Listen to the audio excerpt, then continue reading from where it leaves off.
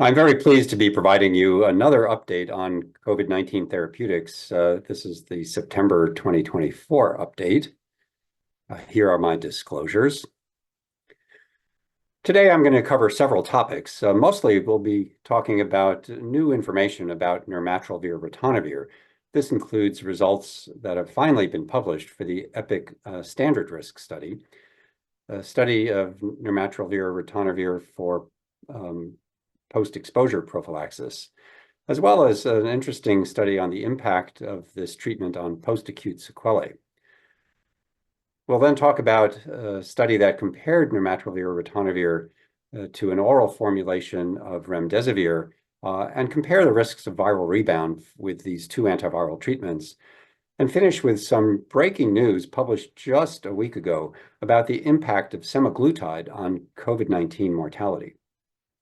So just to remind you, the phase 3 study of nirmatrelvir ritonavir in high-risk individuals, the EPIC-HR study, which was published 2 years ago in the New England Journal of Medicine, showed a dramatic effect of nirmatrelvir ritonavir in reducing hospitalizations or death from any cause in people who had symptomatic COVID-19 treated as outpatients and then prevented a progression of disease. This resulted in, as you see here, a highly significant difference in the risk of disease progression. And this benefit was seen across all categories of individuals, people treated 3 days or sooner or after 3 days. Of course, it had to be within the 5-day window, people above or below age 65, and men and women, regardless of body mass index, presence or absence of diabetes. The only potential markers for less of a benefit was people who had evidence of prior SARS-CoV-2 infection or prior vaccination because of positivity had less of a benefit. It just barely made statistical significance. I should say this was in an unvaccinated population, so seropositive people must have had prior infection. And then those who had received a recent monoclonal antibody treatment really didn't see any additional benefit from the antiviral therapy. However, subsequent studies questioned whether nirmatrelvir ritonavir had as much benefit in people who were younger or at lower risk. And this is a study from a cohort followed in Israel that showed clear benefit for people age 65 and older, where there was about a nearly 75% reduction in the risk of hospitalization, but really hard to discern a benefit for those age 40 through 64.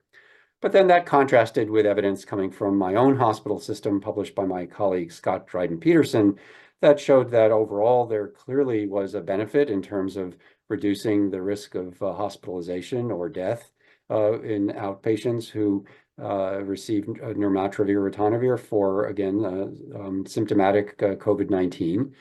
And they, very much like the original phase 3 study, showed that this benefit existed for people who were either 65 and older or 50 to 64, that just barely missed reaching statistical significance, whether people were fully vaccinated or unvaccinated. Although it did matter if you had recent vaccination, you were less likely to benefit. But if you were more than 20 weeks since your last vaccine, there was a very clear benefit.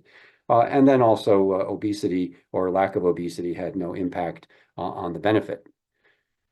So with that as background, the EPIC-SR study was a phase 2-3 randomized controlled trial of nirmatrelvir ritonavir versus placebo, and eligible participants had been either fully vaccinated and had at least one risk factor for severe disease, risks like hypertension, diabetes, obesity, lung disease, and so forth, or were unvaccinated or later on not vaccinated within the past year and had no risk factors.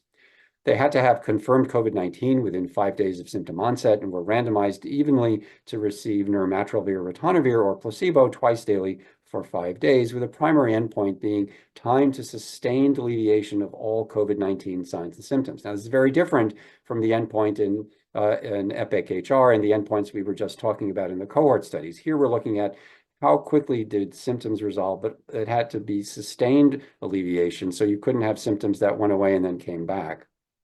And the results in about 1,300 people who were randomized, nearly all of whom received at least one dose of study drug and had one follow-up visit, showed that about just under 60% had been vaccinated. 3/4 were seropositive, suggesting that even those who weren't vaccinated had had at least prior exposure to SARS-CoV-2.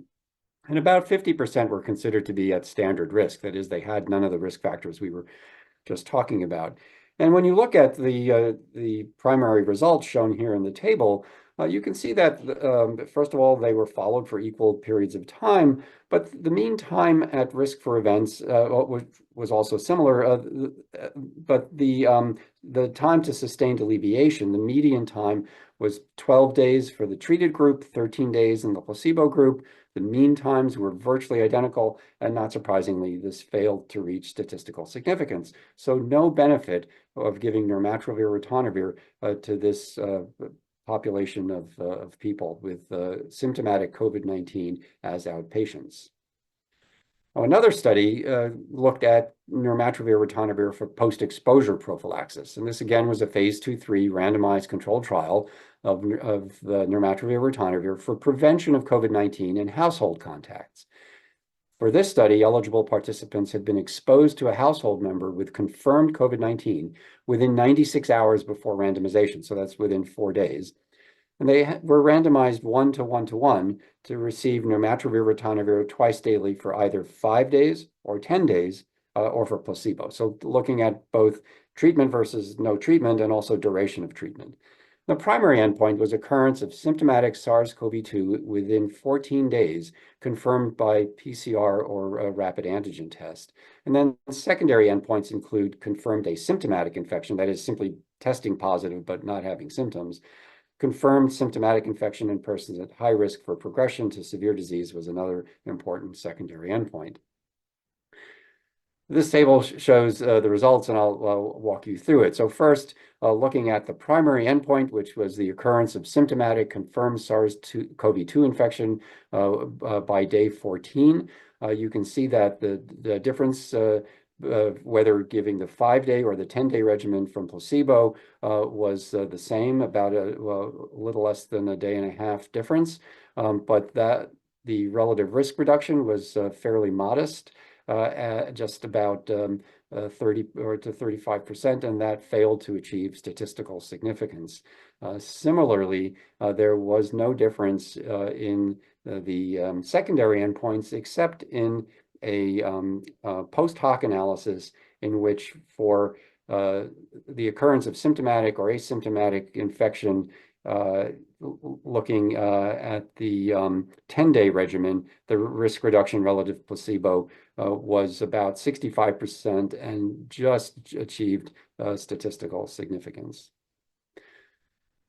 Well, there's been a lot of discussion about virologic and symptomatic rebound after antiviral treatment with COVID-19, the question of whether nirmatrelvir ritonavir actually increases the risk of rebound or not. And so there have been publications on both sides of this issue, some showing that even people who receive placebo in clinical trials have similar rates of rebound as what's described in treated patients, and some studies suggesting that a treatment may actually promote a rebound through mechanisms that have never quite been understood. But this study, which was a phase 2 trial, was a blinded comparison of VV116, which, as I mentioned, is an oral formulation of remdesivir, also known as mendudizivir, and comparing it to nirmatrelvir ritonavir. There have been 2 prior studies of VV116, one comparing it to placebo, which showed its superiority to placebo in preventing disease progression in people with symptomatic COVID-19, and a second non-inferiority study comparing it to nirmatrelvir ritonavir, which again demonstrated that it was as effective as the currently approved drug. In this study, participants had mild to moderate COVID-19, again within 5 days of confirmatory testing, and they were randomized equally to receive either 5 days of VV116 or nirmatrelvir-ritonavir. And then they were sampled every other day for 28 days, and then every week for up to 60 days in order to detect the presence of a virologic rebound. And that was the primary endpoint, occurrence of virologic rebound. And they were also recording symptoms in order to look for symptom rebound. They also looked at safety, of course, as well as the time to virologic rebound. This slide shows the most important primary and secondary outcomes. If we look at the proportion of individuals who experienced viral rebound, whether they received VV116 or nirmatrelvir-ritonavir, you can see that those were essentially equal at around 20%, with no statistical significance to that difference. Likewise, for all of the secondary endpoints, and you can simply see them here on the slide, I won't read them to you, none of them achieved statistical significance.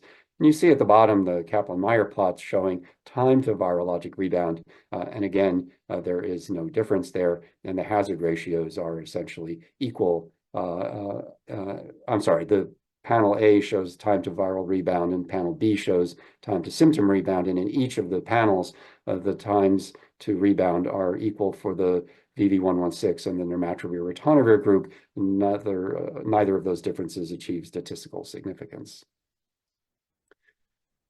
Well, what about the impact of treatment with nirmatrelvir-ritonavir on post-acute sequelae and mortality from COVID-19?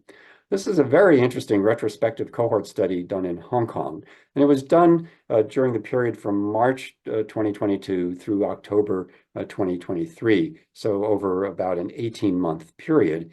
This is a time during which Omicron was really rampant in Hong Kong, and you may remember that Hong Kong had been relatively spared because of their strict infection control measures from the early waves during the first initial wave of SARS-CoV-2, and then certainly with the Delta strain that caused so much mortality elsewhere. And there was significant mortality in Hong Kong during the initial Omicron waves because there had been less vaccination at that time.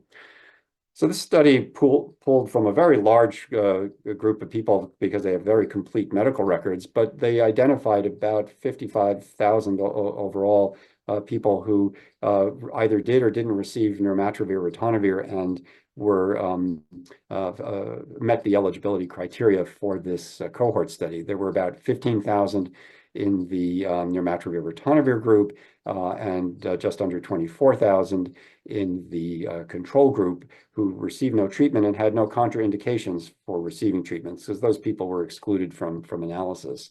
And the outcome was post-acute inpatient death and various sequelae of COVID-19. There were 13 of them, so I'm just going to list a couple of them: cardiovascular, thrombotic, pulmonary, neurologic, and so forth. And these outcomes were evaluated 21 days after the initial SARS-CoV-2 PCR was positive. Now, what makes this cohort different from other studies is these were all people who were admitted to the hospital.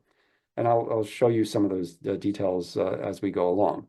So first of all, the primary endpoint, the impact of nirmatrelvir-ritonavir on post-acute mortality, that means death from any cause after being diagnosed and receiving nirmatrelvir-ritonavir or not, shows a highly significant difference favoring treatment with nirmatrelvir-ritonavir. You can see survival in blue is much greater for the treated group compared to the control group. If we look at the effect of treatment on late sequelae, and here these are all listed over on the left, you can see first of all, as we already discussed, a significant reduction, about a 38% reduction in the risk of death, but also reduction in risk of congestive heart failure, atrial fibrillation, coronary disease, all cardiovascular events. No impact on deep vein thrombosis, but reductions on both acute and chronic pulmonary symptoms and the progression to interstitial lung disease. Not much effect on neurologic complications, seizures, anxiety, post-traumatic stress disorder, and the like, but a substantial reduction, nearly 65% reduction in the occurrence of end-stage renal disease, and a marginal effect on acute kidney disease, but no effect here on pancreatitis. Some additional observations are that the benefits of nirmatrelvir-ritonavir were more pronounced among those 65 years of age and older. The benefit of treating increased with increasing doses of vaccine, which is a paradoxical observation. The more protected you were by vaccination, the better the effect of nirmatrelvir ritonavir. Perhaps that relates to health-seeking behavior. It's unclear why that would be. Similar results were obtained in a whole series of sensitivity analyses, so these are robust results. And this cohort is atypical of persons who received nirmatrelvir ritonavir. Important to keep that in mind.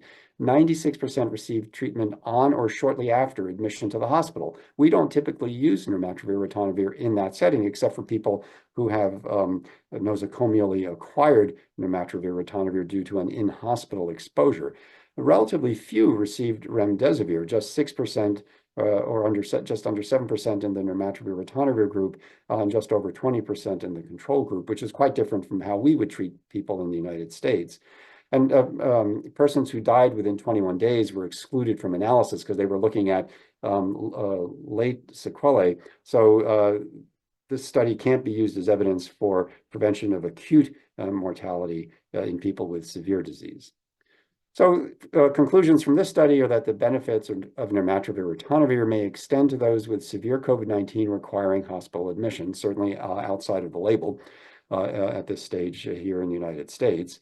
This analysis is subject to the same caveats as all retrospective cohort studies. There is no randomization. There's always the risk of residual confounding. And there are prior studies that have found conflicting results about the impact on late sequelae, particularly on the occurrence of long COVID-associated symptoms, and I've listed those references for you here. So the last thing I want to talk about is this really new information about the effect of semaglutide on COVID-19 mortality. Semaglutide is a GLP-1 receptor agonist that's approved, as you know, for treatment of type 2 diabetes, reducing cardiovascular events in people with type 2 diabetes, reducing cardiovascular events in people who are overweight or obese, as well as reducing excess body weight. And there's been a great deal of interest recently about the use of these GLP-1 agonists for treating overweight. The SELECT trial showed that semaglutide reduced the risk of cardiovascular death, non-fatal MI, or non-fatal stroke in people with pre-existing cardiovascular disease who were overweight or obese. And interestingly, this study had its randomization and follow-up done during the time of the peak of the COVID-19 pandemic, March 2020 through March 2022. And so this analysis compared the effect of semaglutide versus placebo on all-cause death, cardiovascular, non-cardiovascular death, and COVID-19 death, because this was a randomized study done during the era of COVID.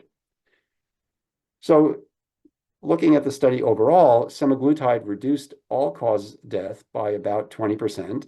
It just missed having a significant impact on cardiovascular death, about 15% reduction that didn't achieve statistical significance, but it had a substantial effect on non-cardiovascular death, about a 23% reduction.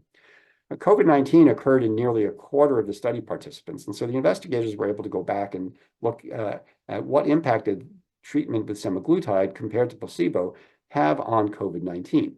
Well, it didn't reduce the proportion of participants who reported COVID-19, but significantly fewer of those who were randomized to semaglutide developed severe COVID-19 related adverse events, just a little over 2.5% versus a little more than 3%, and that was a statistically significant difference.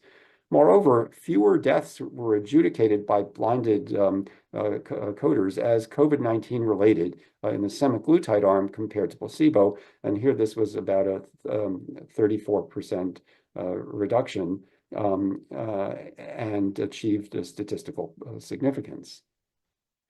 If we look at the time from COVID-19 diagnosis to either all-cause mortality shown in panel A, cardiovascular death in panel B, or non-cardiovascular death in panel C, you can see that for all-cause mortality and for non-cardiovascular death, randomization to semaglutide, shown in blue, had a statistically significant impact in reducing mortality, but it didn't have an impact on cardiovascular mortality in this group.